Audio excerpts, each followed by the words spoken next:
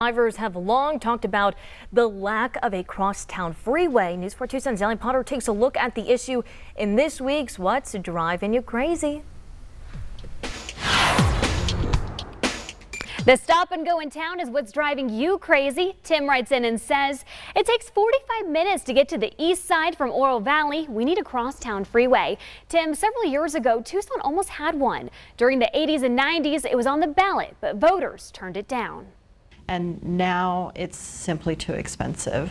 The cost of that kind of facility is in the tens of millions of dollars per mile, and there aren't very many budgets that would handle that sort of expense. Robin Rain with the Tucson Department of Transportation says land is another hurdle. It's presupposing that we actually owned the land, so then you have to figure in the cost of the land. The land is going to be more expensive now than it would have been years ago.